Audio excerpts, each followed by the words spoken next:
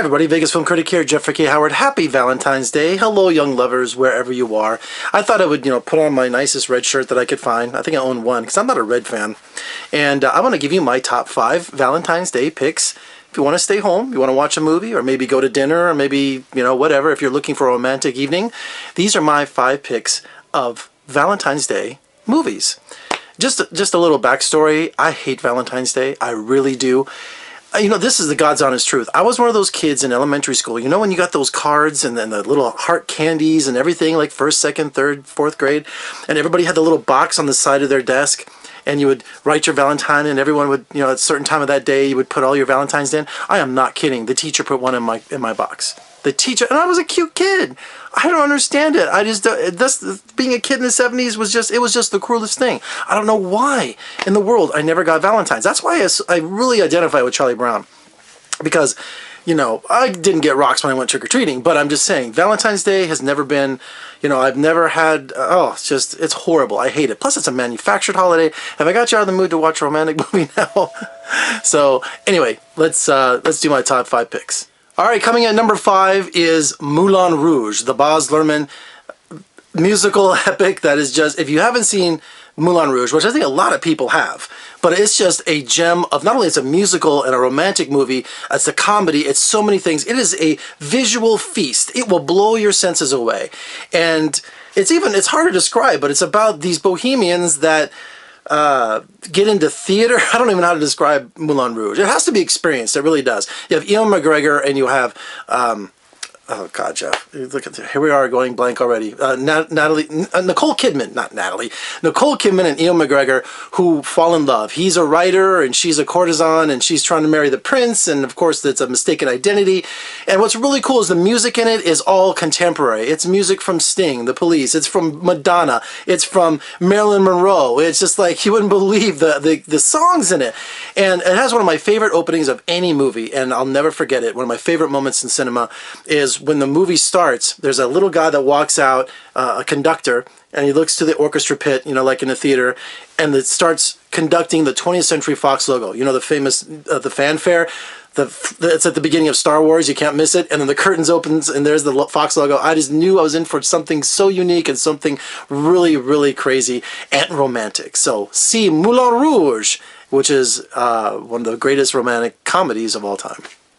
Coming at number 4 is another coming-of-age teen romantic comedy. I have to be sentimental because I'm an 80s guy. I grew up in the 80s in high school.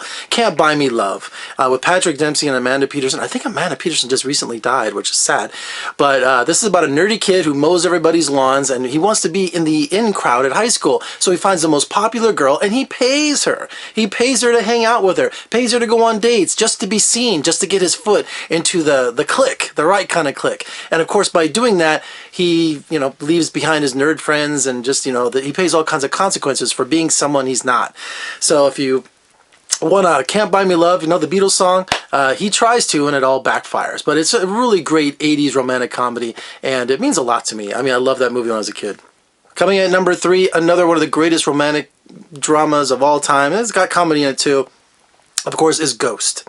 And I'm kind of picking some movies that that you probably have seen, but maybe you should revisit. I didn't want to go too crazy on you this year by giving you some really bizarre movies or just some, I'm a classic film fanatic, so we're coming up. But Ghost, it still holds up. It really does. It was even a Broadway show. It was a musical. And of course, Whoopi Goldberg won the Academy Award.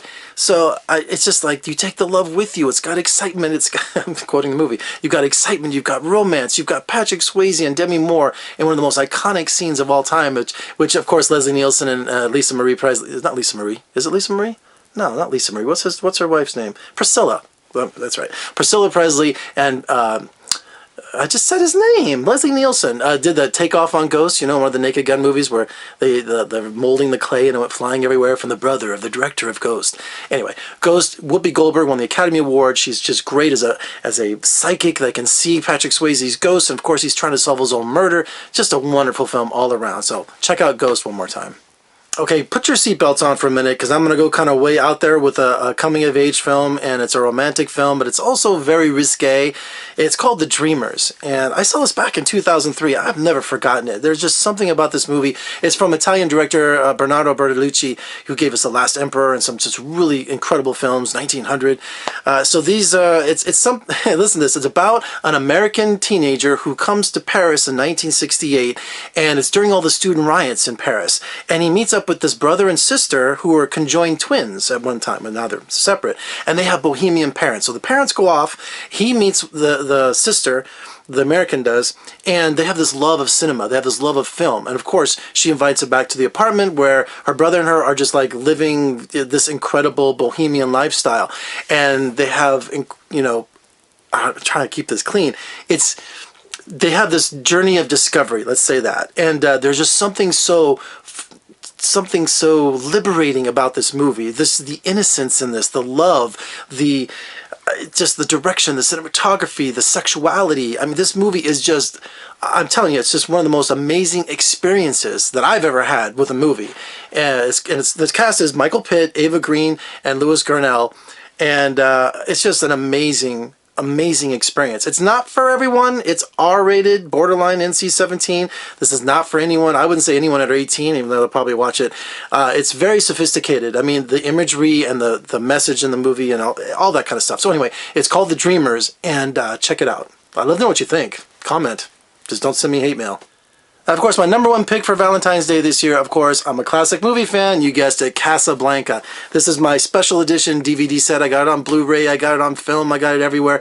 If you haven't seen Casablanca, not only is it one of the most quoted movies in film history, not only is it one of the most romantic movies of all time, you will just be clutching your handkerchief, but it's got Nazis in it, it's got, you know, classic music in it, It Had to Be You. I mean, just, if you haven't seen I want to open this. Should I open this? Look at this box set.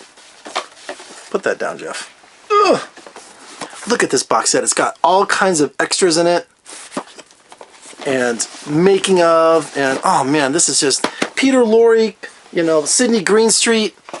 You can't go wrong with Casablanca. And it's a great introduction to classic film if you haven't seen it. It's just a love story that takes place during World War II in Casablanca, in Morocco. And the Nazis are there. And it's just, oh, I could just do a whole YouTube thing on this. So that's my number one pick, and as I drop it on the floor. Also, just because it's kind of corny, a little added bonus, How to Lose a Guy in 10 Days. Can you see that? And you're like, well, why did you pick that, Jeff? Well, I'm quoted on the back. I got the Blu-ray and I got the regular edition. It's one of my most embarrassing quotes. I'm on a bunch of DVDs, you know, if you look on them. And this one I put, I love this movie and so will you. And I was kind of kidding with the studio when I said it, because I did like it, but I just would say, Jeff, we have a quote for the movie? I go, I love this movie and so will you. And I'll be damned if they didn't use it. So, How to Lose a Guy in 10 Days, we'll add that as an unofficial number 6. All right, for more reviews and interviews, surf on over to my website at vegasfilmcritic.com, check out my podcast on iTunes, and please subscribe, comment, and give me a thumbs up. Happy Valentine's Day, everybody. I'm Jeffrey K. Howard. I don't know what happened. Happy Valentine's Day. See you next time.